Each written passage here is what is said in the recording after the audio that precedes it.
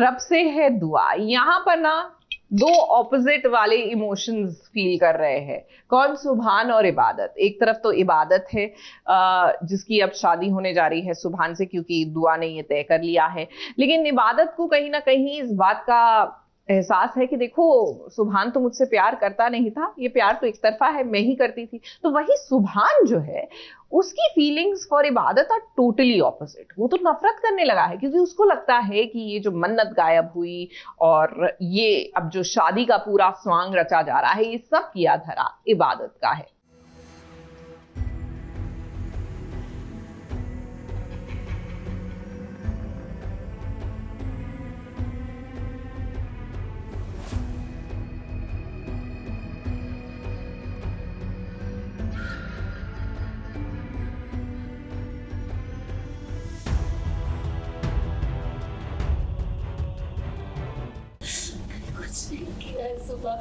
हो सकता है तुमने कुछ ना किया, हो सकता है तुम इस चीज की जिम्मेदार ना हो, लेकिन एक बात याद रखना है पता, आज के बाद अगर मेरे ऊपर पहाड़ में टूट जाए तो मुझे बचाने की कोशिश मत करना। बस मैं कुछ देखना चाहती थी।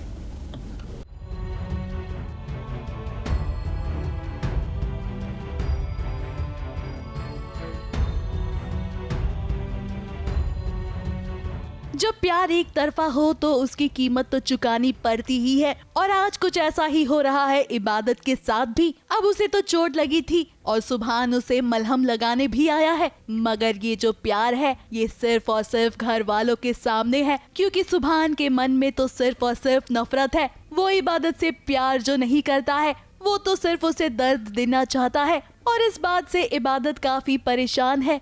उसने तो सुभान को अपना दोस्त माना था, लेकिन उसके साथ ये क्या हो रहा है? सुभान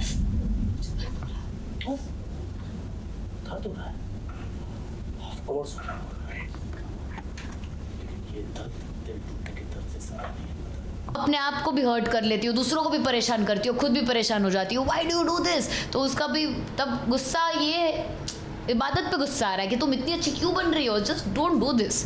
अब सुभान का गुस्सा भी लाजमी है, उसे इतना बड़ा धोखा मिला है, वो भी अपनी दोस्त से। उसने कभी नहीं सोचा था कि इबादत इस तरह की हरकत करेगी, इसीलिए तो उसका मन दुखी है, और अब वो सिर्फ और सिर्फ उस बात को सुनना चाहता है जो उसका मन कह रहा है।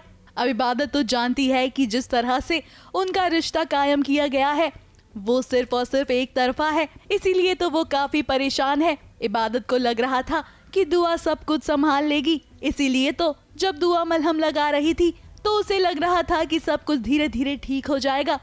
इसीलिए तो जब सुभान गुस्से में चला गया तो इबादत को इस बात की चिंता सता रही है कि उसका प्यार कभी मुकम्मल नहीं होगा, मगर उसकी इस घबराहट को नानी अम्मी ठीक करेंगी।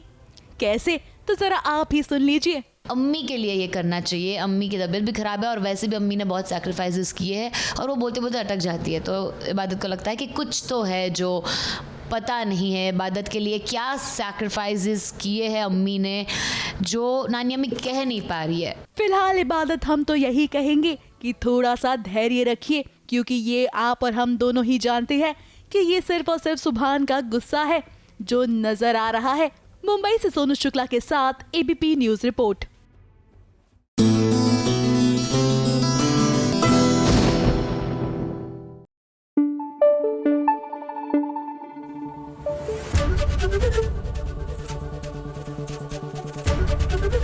एबीपी न्यूज आपको रखे आगे।